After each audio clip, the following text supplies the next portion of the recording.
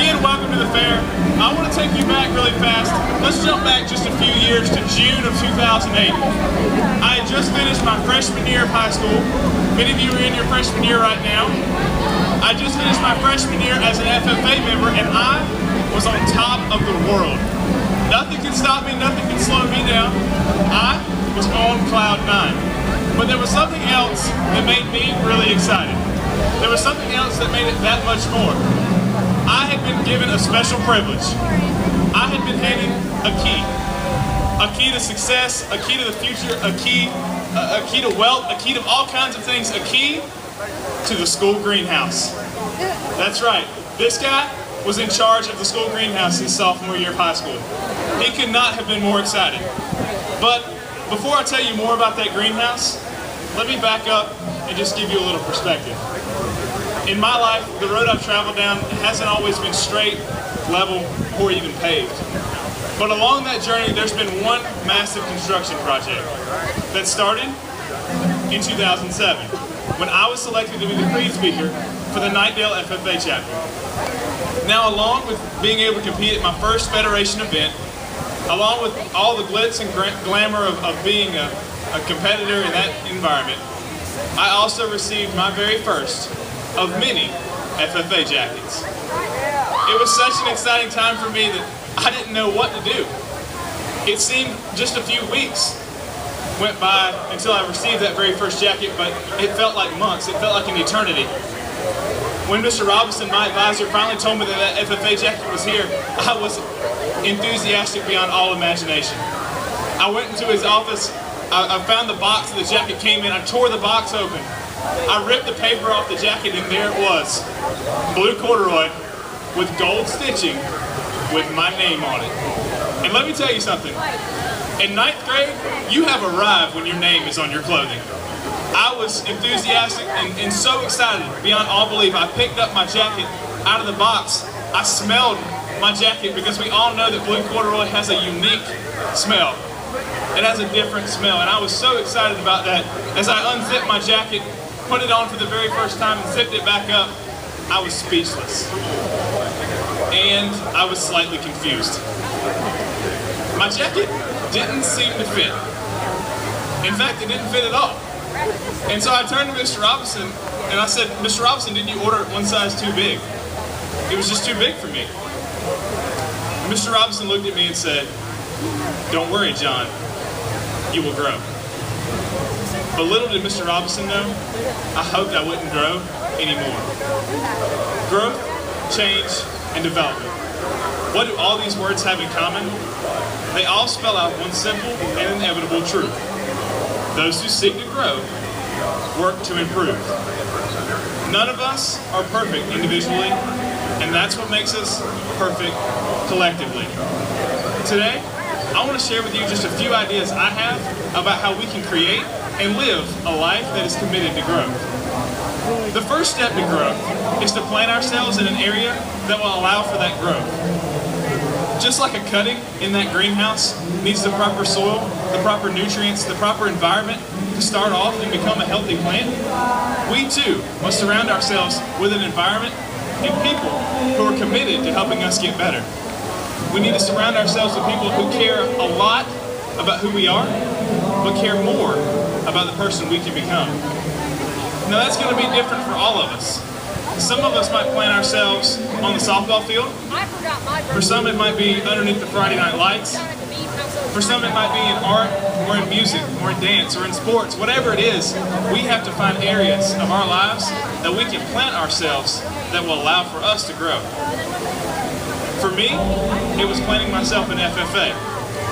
I found somewhere that I wanted to grow. Maybe the story is the same for you.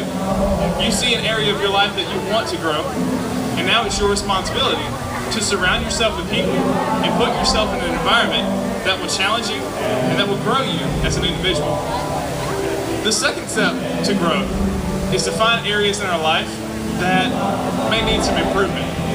This is one of the hardest things to do in our lives.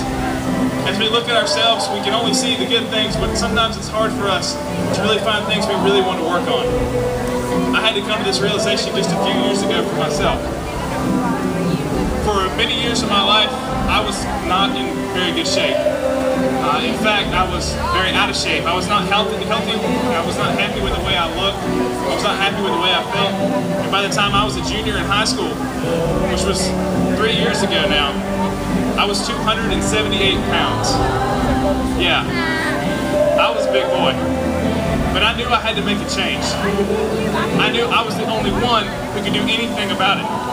I saw an area of my life that I wanted to improve, that I wanted to drastically change, and it was my responsibility to take action. So I did. I started eating healthier meals. I started working out regularly.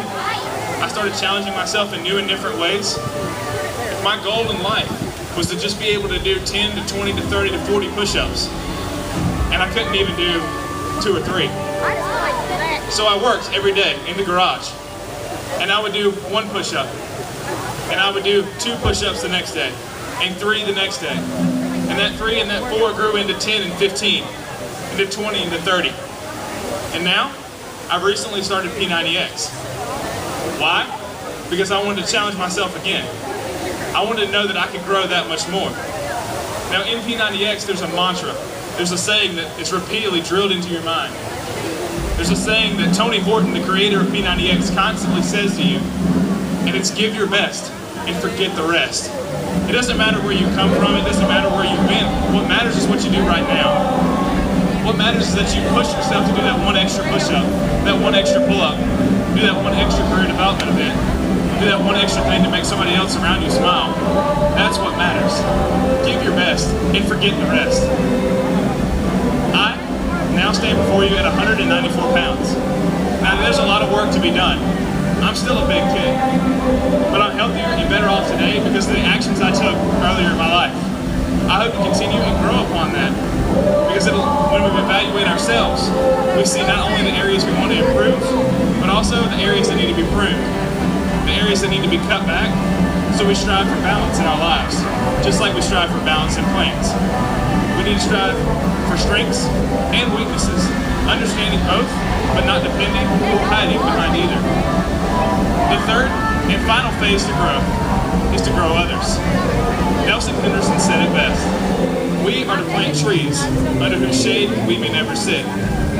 It's our responsibility as leaders to see the good in others, but also help others find ways they can improve, so that we can both grow together. As we look for others, we need others to surround us that'll help us grow, but we also need to take it upon ourselves to help grow others. As we move through our lives, there are constant areas that we seek to improve, areas that we seek to grow in. But if we're not working to share the knowledge that we have, if we're not working to share what we've learned, and also share with others what they've learned, then what good is it? What good is it to just keep all that information to yourself? It's better to plant a tree and never know what the outcome of that tree may be than to have never thought about planting the tree at all. You may never reap the benefits of what you do with someone else personally, but you can be rest assured that they're going to reap the benefits of the influence you had on their life. I challenge you today to think about those impacts that you have on others. I challenge you to think about how the person that works in a greenhouse may never see the final product of what they grow. They may never see how what their actions do can drastically impact the growth of a plant, just like we may never see the actions we have on someone else can drastically impact that person. Focus on growing yourself. Focus on improving yourself. And focus on growing others. There's still much work to be done, but you are off to a great start. I hope that you are here today, enjoy your fair time, enjoy the weather while it lasts, and I hope that you take something from this experience, from FFA Day, and that you go back to your local chapters, and you see the ways that you can grow yourself, grow your chapters, and grow others around you.